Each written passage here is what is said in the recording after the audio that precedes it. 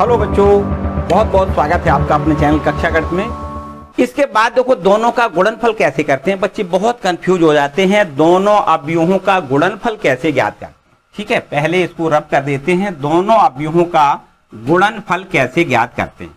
दोनों अवयवों का गुणनफल ज्ञात करने से पहले एक बात और बता दें, अगर कोई अवयव हमें दिया जाए ए और उस अवयव ए में किसी अदिश राशि का अगर गुणा करें तो कैसे करते हैं। देखो ध्यान दें, अगर मान लेते हैं कोई अवयव ए है, कोई अवयव ए है और उसके अवयव हैं 1 2 3 4।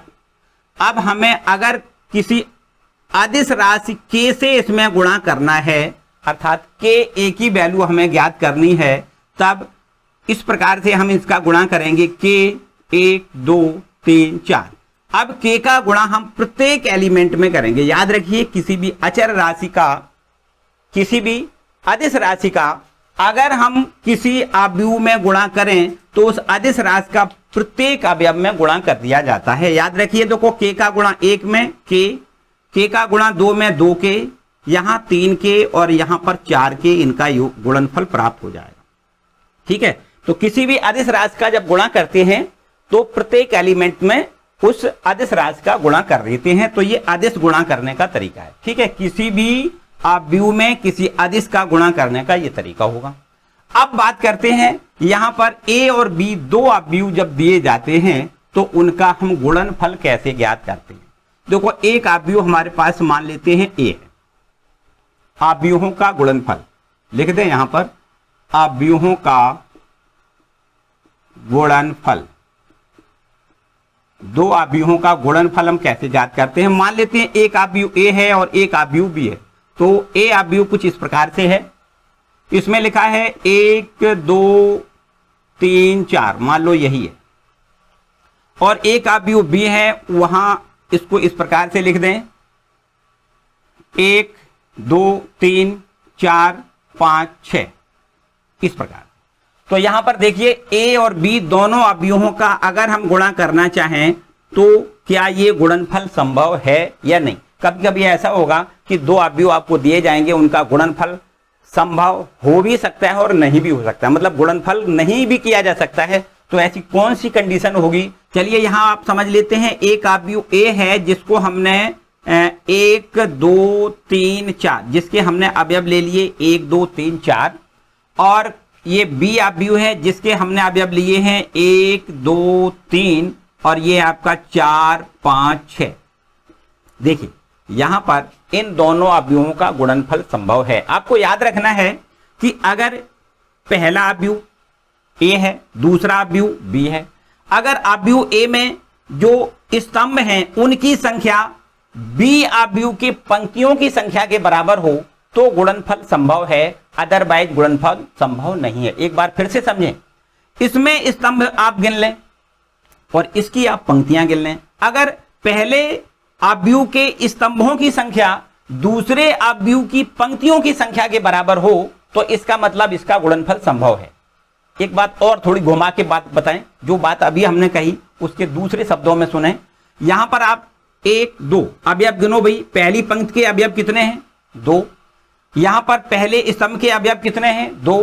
तो यदि यहां पर पंक्ति में जो अवयव हैं वही स्तंभ में अवयवों की संख्या हो तो गुणनफल संभव है।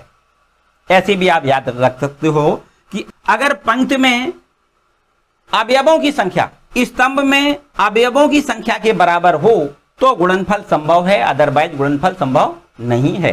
ठीक है, या हमने जो पहली बात बताई उसको भी वही बात है, एक ही बात है। यहां पर स्तंभ गिने, पहले अवयव के स्तंभ गिने और दूसरे अवयव की पंक्तियां गिने, यदि संख्या समान है तो गुणनफल संभव है। ठीक है, देखो ध्यान दें, गुणा कैसे करते हैं, रो बाई कॉलम, मतलब पंक्ति गुणे स्तंभ, पंक्ति का स्तंभ में गुणा करेंगे। गुणा करते हैं कैसे, देखो बहुत ध्यान, थोड़ा बहुत यहां पर देखें, एक का पहले एक में गुणा करेंगे, एक का एक में गुणा आपको 1 गुणे 1 मिलेगा, एक का गुणा 1 में। फिर इसके बाद 2 का गुणा 4 में करेंगे, प्लस का निशान लगाएं, 2 का गुणा 4 में कर दें, मतलब पहली पंक्ति पहला स्तंभ गुणा हो गया।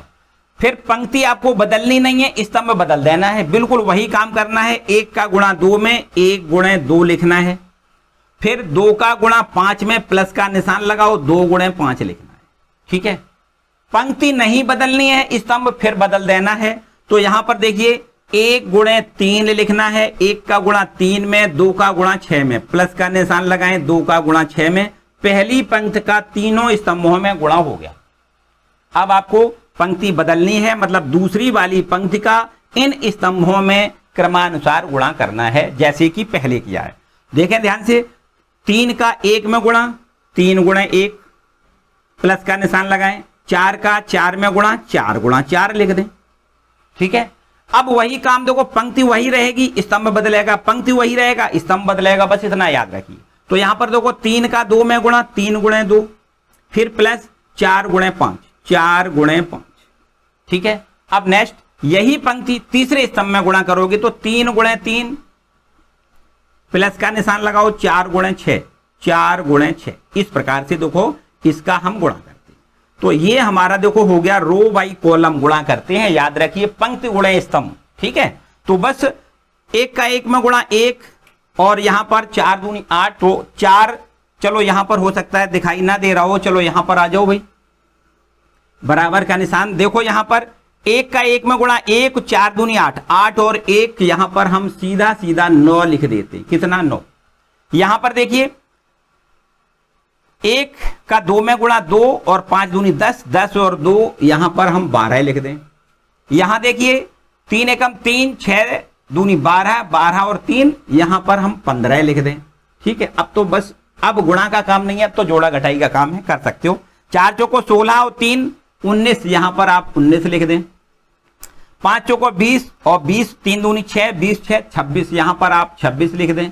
और यहां देखिए 3 त्रिका 9 और 6 चौको 24, 24 और 9 आपको यहां पर 33 मिलेगा, यहां 33 लिख दें। तो इस प्रकार से भैया ए और बी का ये देखो गुणा हमने करके आपको बताया।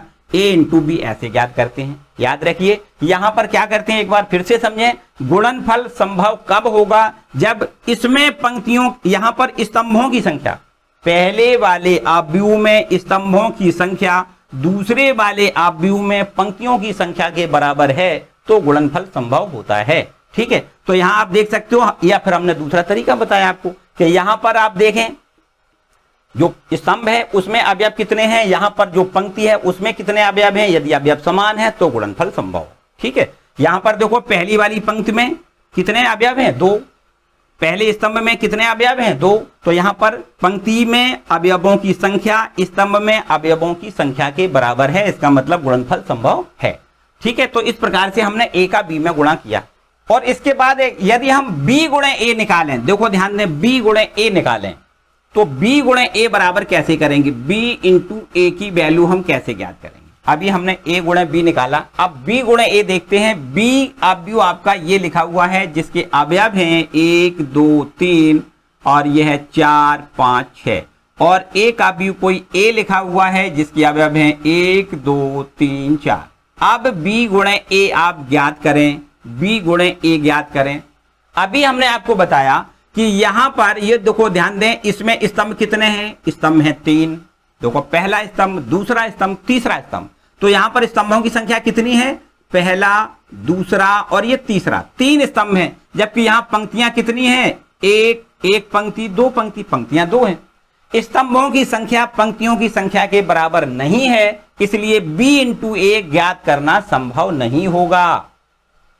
यहां पर एक बार फिर से समझें, देखो यहां पर कितने स्तंभ कितने हैं? 3। मतलब हम कह सकते हैं कि यहां पर जो पंक्ति में अवयव हैं वो 3 है, 1 2 3। पंक्ति में अवयव कितने हैं? 3। और यहां पर स्तंभ में अवयव कितने हैं? 2। बराबर नहीं है, इसका मतलब यहां पर इसका गुणनफल संभव नहीं है। तो आपको याद रखना है b इंटू ए ज्ञात नहीं किया जा सकता, b इंटू ए ज्ञात नहीं किया जा सकता। ठीक है, इतना आपको याद रखना भाई। ठीक है, अभी एक दूसरे उदाहरण से और आपको एक बात समझनी है। अगर a इंटू बी हमने ये निकाला, a इंटू बी, किसी स्थिति में a इंटू बी निकालेंगे और b इंटू ए निकालेंगे तो दोनों निकल सकते हैं, मतलब दोनों का गुणनफल a इंटू बी और b इंटू ए दोनों ज्ञात हो सकते हैं। कब? कंडीशन तो आपको हमने बताई थी। कंडीशन क्या बताई हमने, इसमें स्तंभों की संख्या और इसमें पंक्तियों की संख्या समान है तो गुणनफल संभव है। ठीक है, तो भैया वीडियो को लाइक कर दो, चैनल पर नए आए तो चैनल को सब्सक्राइब कर लें जिससे कि आने वाले वीडियो का नोटिफिकेशन आपको सबसे पहले मिले। Thank you for